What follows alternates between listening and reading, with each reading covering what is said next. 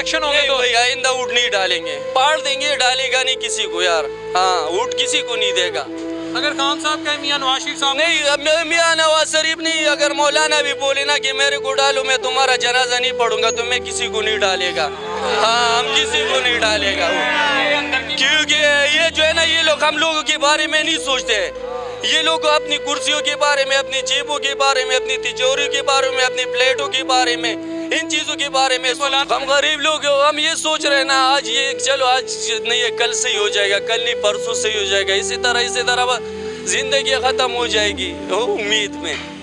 हाँ ना, बस वो अल्लाह से उम्मीद है कि वही कर रहे हैं, बस वो जो दे रहे हैं बस वही दे रहे हैं। और लोग तो जो है ना, किसी से कोई उम्मीद नहीं है भाई। मैं खुद अपना बोलता हूँ, मेरा साथ बेटिए, मेरे कोई नहीं आगे पीछे कमाने वाला। हाँ, लेकिन मैं जो है ना, बहुत मुश्किल से अपना गुजारा कर रहा हूँ, अपना मजदूरी कर रहा हूँ। अल्लाह का शुक्र है, हाथ पैर सलामत है, मांगता नहीं हूँ किसी से, लेकिन अल्लाह का शुक्र है, अपना मेहनत करता हूँ। इन लोगों को सोचना चाहिए कि यार एक मजदूर बंदे हैं, इसको जो है ना रोजी 2 टाइम का तो अल्लाह ताला जो दे रहे वो तो सही टाइम से दे दे। आप बीमार लग रहे हैं, मुझे कोई बीमारी का? नहीं, बीमारी कोई नहीं है, बस दिल दर्द करते हैं कि यार अब क्या करें हम इस दौर में, गरीबी की बीमारी, क्या करें यार। बच्चों का गुजारा कैसे? कसम खुदा की बहुत मुश्किल से हो रहा है भाई इस दौर में। कसम खुदा की बच्चों को जो बहुत नर बंदा होगा, जो अपने बच्चों के लिए 2 टाइम का रोजी कमाता हो, वरना इस टाइम का कमा ले तो 2 टाइम की रोटी यार बहुत सख्ती से कमा लेते हैं। बस जो नसीब में अल्लाह ने लिखा होता है ना, लेकिन वो लोग तो वो भी हमारी मुंह से छीनना चाहते हैं। घर कितनी दफा जाते हैं महीने? मैं महीने में नहीं भाई, महीने में नहीं बन सकते हमारा। हम 2 महीने बाद जाते हैं, 2.5 महीने बाद जाते हैं घर, क्योंकि इधर से किराए भी बहुत लगते हैं, और जो है ना घर का खर्चा भी, वो बीवी बच्चे उधर गए। 15 दिन बाद नहीं भाई, हम 2 महीने बाद जाते हैं। तो बच्चे पूछते हैं बाबा आप कहाँ जाते हो? तो पूछते हैं, हम बोलते हैं हम मजदूरी के लिए जाते हैं बस, और क्या करें। इस महंगाई के दौर में हम अपना पेट नहीं पाल सकते, तो बच्चों को स्कूल का फीस किधर से देगा भाई। अब उन लोगों से पूछो कि किलो आटा कितने का है, तेला तो छोड़ो। हाँ, पाव टमाटर का पूछो कि पाव टमाटर, ये हम लोग क्या करेंगे यार, किधर से लाएंगे। वो तो चला गया उधर इलाज करने, अभी मैं बीमार हो जाऊँ, मेरे पास इलाज का पैसा नहीं है, सरकारी अस्पताल जाता हूँ, 2 रुपए पे पर्ची देते हैं, डॉक्टर हाथ भी नहीं लगाते कि चेक करो, उधर से दूर से लिख के देते, जाओ उधर से 2 गोली ले लो।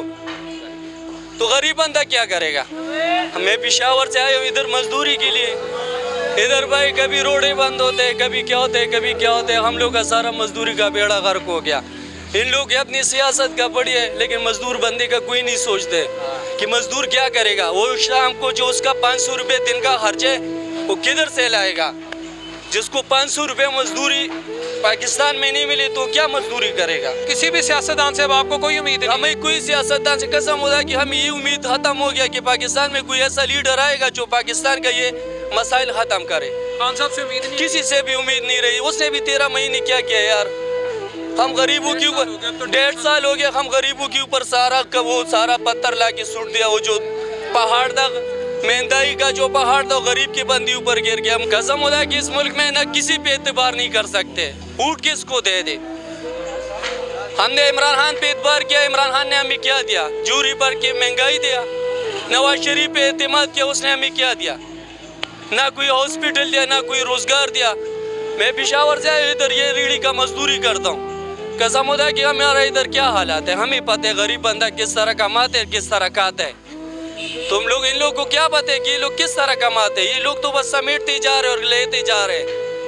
किसी बार की गरीब बंदे के बारे में भी इन लोगों को भी सोचना चाहिए ना कि गरीब बंदा क्या करेगा। व्यूअर्स, बात ये है कि इन्होंने मैंने इनका काफ़ी डिटेल में इंटरव्यू लिया। उसकी वजह ये, जब ये बोल रहे थे तो 7 करोड़ 38 लाख पाकिस्तानी बोल रहे हैं।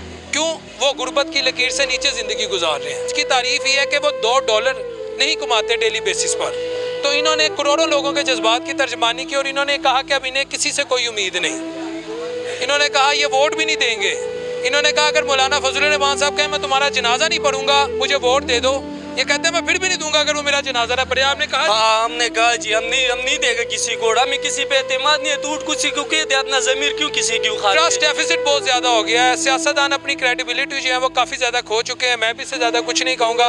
अल्लाह ताला जनाब रसूल करीम सल्लल्लाहु अलैहि वसल्लम के नालैने पाक के सदके इस मुल्क के हर बशिंदे पर अपना ख़ास फजल करे, ख़ास तौर पर उन लोगों पर जिनका इस वक्त रोटी रोज़ी कमाने का सिलसिला भी बंद हुआ बैठा है।